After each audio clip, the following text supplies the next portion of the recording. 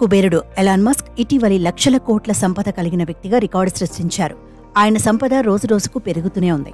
అయితే Elon Musk నేతృత్వంలో అంతరిక్ష సంస్థ స్పేస్ ఎక్స్ కూడా పనిచేస్తోంది. ఇక్కడ వివిధ ప్రయోగాలు చేపడుతున్నారు. తాజాగా స్పేస్ ఎక్స్ సరికొత్త చరిత్రను లిఖించింది. అంతరిక్షంలో తొలిసారి ప్రైవేట్ స్పేస్ వాక్ను నిర్వహించింది. పోలారిస్ డాన్ ప్రాజెక్టు కింద ఫాల్కన్ 9 రాకెట్ ద్వారా మంగళవారం 4 నింగిలోకి దూసుకెళ్లిన సంగతి తెలిసిందే. వారిలో ఒకరైన ప్రపంచ ప్రముఖ బిలియనర్ జేడ్ ఇస్సాక్మన్ తొలుత క్యాప్సూల్ నుంచి బయటకు వచ్చారు. స్పేస్ వాక్ నిర్వహించారు. సాధారణంగా ఇలాంటివి ప్రొఫెషనల్ వ్యోమగాములు చేస్తారు. కానీ ప్రొఫెషనల్స్ కాకుండా అంతరిక్షంలో స్పేస్ వాక్ నిర్వహించిన తొలి వ్యక్తిగా జేడ్ ఇస్సాక్మన్ రికార్డు నెలకొల్పారు. అయితే గత 50 ఏళ్లలో ఇదే అత్యధిక స్పేస్ వాక్ కావడం విశేషమని శాస్త్రవేత్తలు చెబుతున్నారు.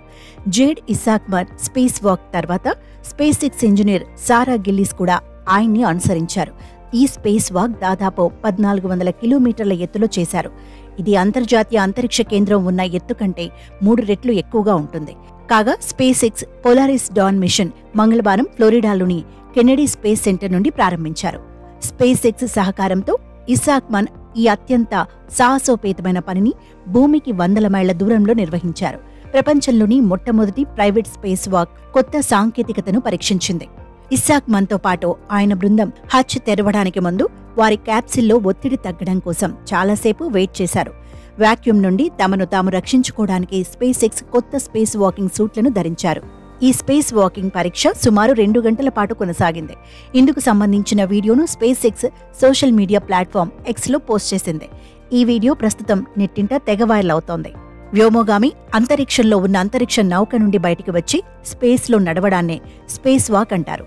స్పేస్ వాక్ని ఎక్స్ట్రా వెహిక్యులర్ యాక్టివిటీ అని కూడా అంటారు.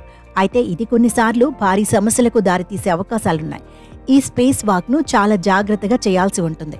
ఇప్పటి వరకు ప్రొఫెషనల్ వ్యోమగాములకు మాత్రమే పరిమితమైన స్పేస్ వాక్ను ఇతరులకు అందుబాటులోకి తీసుకురావడానికి స్పేస్ ఎక్స్ సంస్థ వ్యాపారాత్మకంగా ఈ కార్యక్రమాన్ని చేపట్టింది. ఎలాన్ మస్క్తో పాటు ఈ ప్రాజెక్టులో ఇస్సాక్మన్ భారీ పెట్టుబడి పెట్టారట. అయితే అది ఎంత మేర అనేది బహిర్గతం చేయలేదు.